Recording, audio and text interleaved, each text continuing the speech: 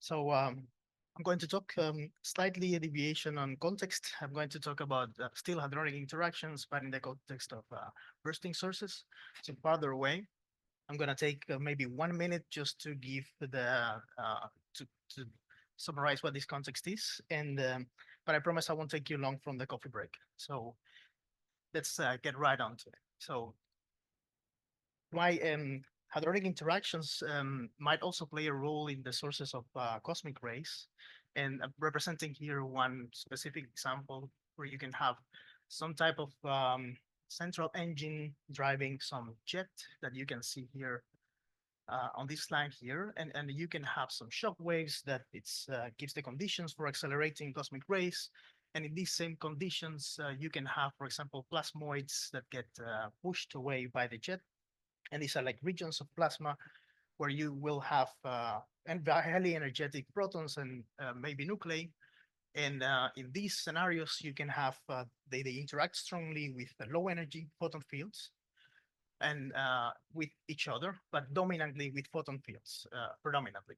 And in these conditions, they will produce, of course, secondaries. And the photon fields that they interact with, I want to mention just that it's because they are very close to very bright. This would be a disk that has very high temperature and it emits a large flux of photons that are low energy. And given that they have high accelerations and they have high boosts in their reference frame, they see these photons in the MeV GeV range. So this is why they would produce mesons, and this leads to the productions of neutrinos and gamma rays that we expect to detect on Earth to build a multi-messenger picture. However, in these scenarios, you can also have hadronic interactions, even though they might be subdominant. And I want to show in this case that even though they're subdominant, they might play a role. So in short, the picture is this. These are the two dominant ones, interactions. You have here photohadronic, what I mentioned, and hadronic. And for photohadronic, we usually use SOPHIA, which is a code that provides a very good explanation for protons. And we use some type of scaling for nuclei, and this has worked relatively well. And I'm just putting here one paper I worked on a few years ago that tries to improve a little bit on this, but the code relatively, in general, gives very good values.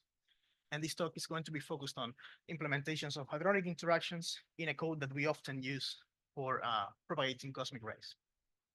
And just to give you, just to underline well these scenarios, these are interaction rates that you might have in two different cases of these sources.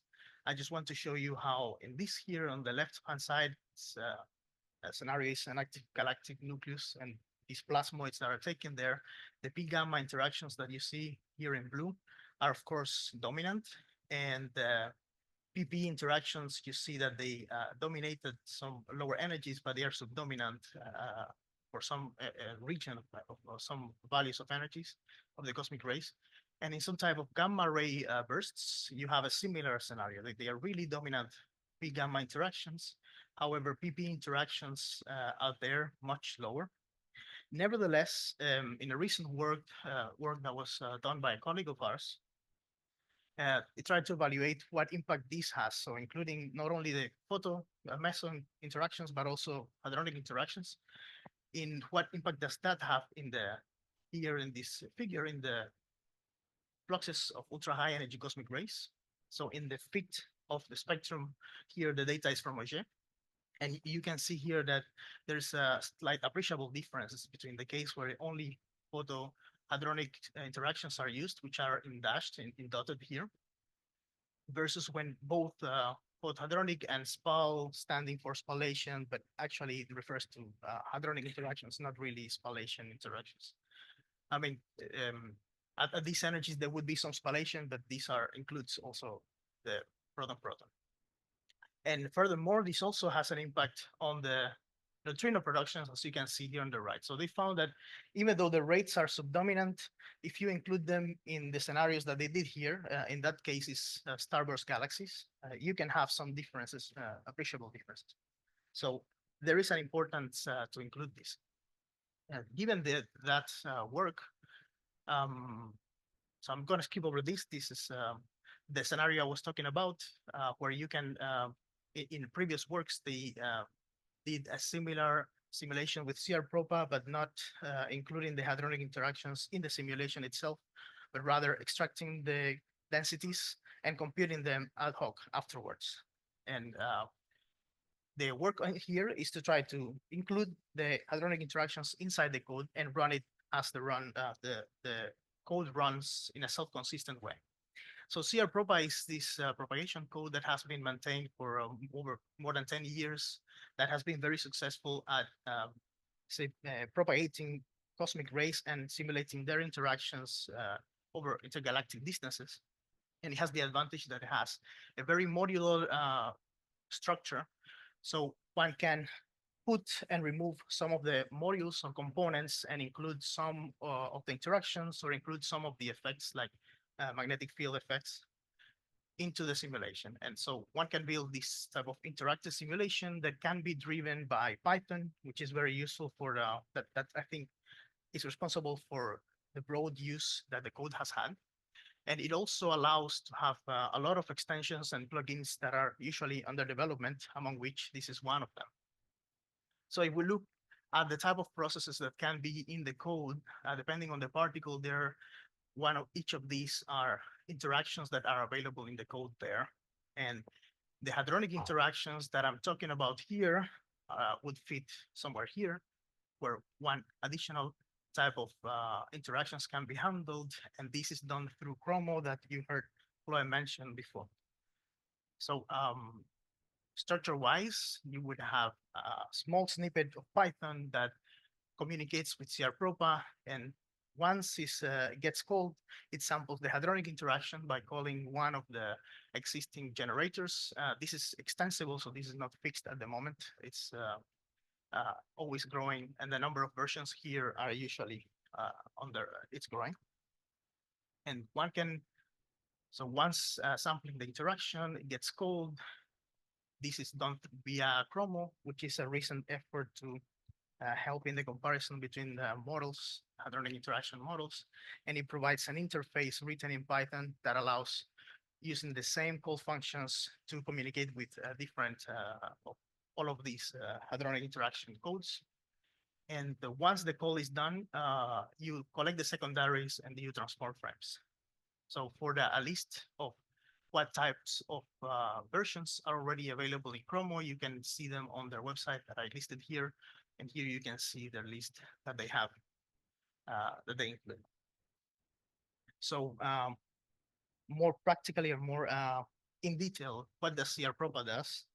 So it has a module that calculates the trajectory that will have, depending if there's magnetic fields, it will have some shape like this. And this can have scales of a few parsec or even milliparsec up to megaparsecs, depending on the context.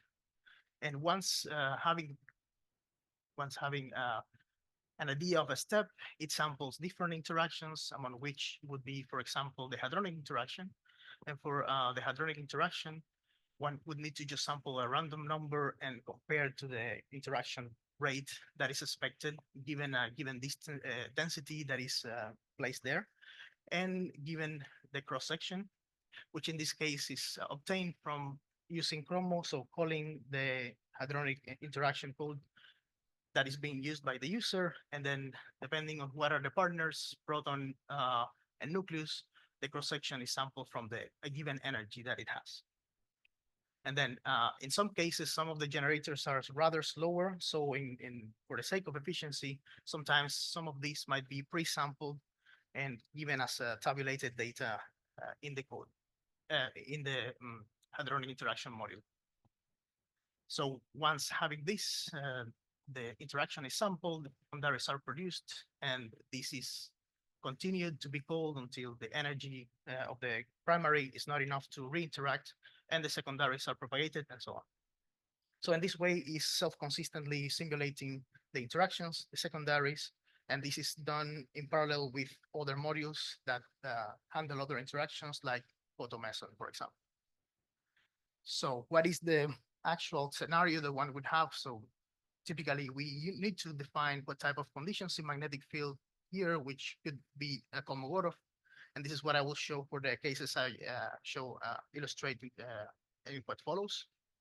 one can have some density that is also user-defined. The injection of primaries can be a power law within a ranges of energies. And then the interactions, so the particles are sampled, and once they are traveled, at some point they will interact and produce all these secondaries that you see here. So this schematic thing in reality in CRPropa, sorry, looks more like this, where there was some interaction, the protons were propagated with lower energy, so they get really, they wiggle around the magnetic field, and then some of the neutral particles just travel straight forward. And building this picture, we could, in principle, simulate what happens inside this plasmoid, inside the source. So as an output of that, we also can register just the spectra of the secondaries. And here I'm showing pions as outcome particles, but it is possible to decide if one wants just final state particles or just this. And this adds not cost to the simulation. And not only for protons, which I show here, but also one can have the production of nuclei.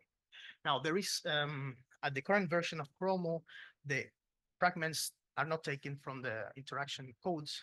So for the moment, what is done in the module, it's taking what the distribution of, or what is the numbers of wounded nucleons for different energies are. And I'm illustrating here, for example, what are the numbers of wounded nucleons for different energies of the projectile. And these are projectile nitrogen on protons and iron on protons. And the protons are the lower energy targets in here. And they seem to be very, very centered around one nucleon, one wounded nucleon, with some slight spread for the as the energy grows. There's a bit more spread here, but it seems that the most probable is one nucleon loss. So based on that, the fragment that is remaining is chosen arbitrarily, and that yields some type of distributions that I show here. This would be the distributions that would happen after one interaction. Of course, if we have enough density, the primaries will themselves interact and reinteract, and these will cascade. That is, for example, starting here with fragments nearby the iron, would slowly cascade down, and that will be determined by the optical thickness of the medium that one is simulating. So once having that, we can have, if we inject, for example, helium, which is in this case, we would have the spectra of the secondaries that are nearby, like deuterium and tritium. And in these examples, the black line represents what is the injected spectrum. And depending on the optical depth, you will have different productions of the secondaries there. These are escaping secondaries. And depending on what the magnetic field is, if here there's no magnetic field, but if there's magnetic fields, one needs to include the pions as well, because one might be interested in the synchrotron emission of these particles if to calculate what is the electromagnetic cascade that's happening in the medium. So that is why in some cases we want to conserve these here. And if one injects nitrogen, some similar picture happens there, depending on the optical depth. The suppression of the first one of the injected ones is stronger, and then we see some secondaries being produced. So I want to close by saying that this is not the only way we are approaching this problem. There is ongoing work, and this is also a paper in preparation, where instead of calling directly the generators, the sampling of the secondaries is done by pre-tabulated data. So calling first the generators, getting some values, and getting some tabulated data and sampling from those. And that is generally faster because it bypasses the simulating of the interaction that usually occurs in the generators. And but this is very similar to what we have. So for example, in this previous case, we are using the Kellner fits to existing methods that was for more than 15 years ago. And those fits that they use are relatively well comparing to QGS 204 recently. So in terms of production, there's a slight differences here, but we would expect not much difference, although we could resample for the new versions and have an updated tabulated data. And this would provide a faster mechanism. So this is a compromise between which method is faster, but which one provides the most accurate results or is more suitable for the type of study that one wants to have. And just finally, I wanted to mention that this is in the context of MICRO, which is a multi-messenger research on cosmic ray origins. This is a project between German institutes and French institutes. And this work was funded by DFG. And with that, I leave you. I thank you for your attention.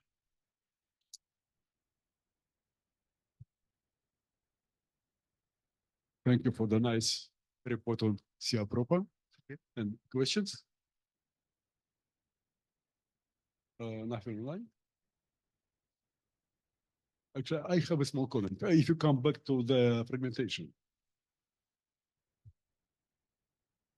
Well, generally, it's not enough to remove wounded nucleons. Of course. Because, you know, the remainder is excited and with large probability broke. Right. In principle, for your hypothesis would be enough to just make this right-hand part of the so-called Yucca.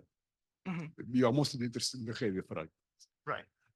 And technically, if you just you have a built-in procedure for fragmentation, it is very efficient. Right, right. So I would review. If this is important for your studies, and I'm sure it is important. It is. It makes the difference between a very heavy composition exiting the source and taking many interactions to do so. Yeah.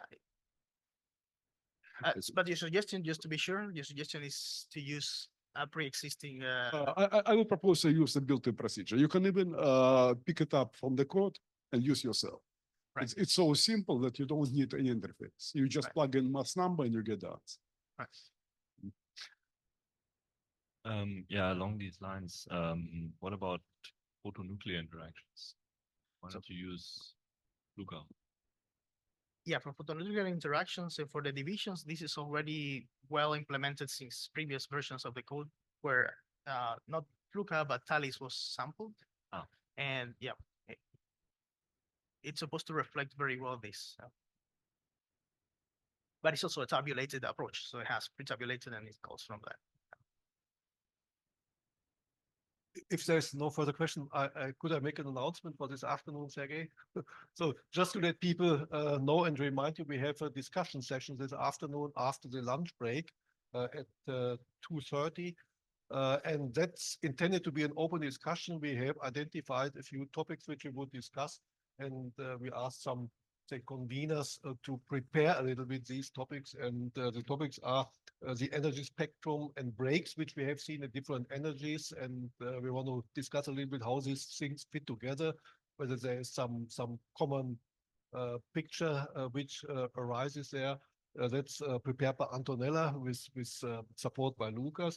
Then we heard about the muon measurements, the WISP effectively, where there is also apparently some discussion points because experiments give different results, and I think that deserves some further discussion. And Dennis Soldin and with support of Ralph prepared a discussion for that. Then interaction models is of course a topic we will hear more about that in the next 2 days. But since we have the discussion session already today, we anyway want to discuss it today, and that is Sergey and Tanguy prepare that. And then we may perhaps also discuss a little bit the upcoming experiments with the high luminosity run and also SMOG and others about the properties which we are most interested in, so that we could also give some feedback to the particle physicists. So these are the topics for discussion. And so I invite you to really participate in that discussion and perhaps also talk to the conveners already if you want to contribute something to these topics. Thank you.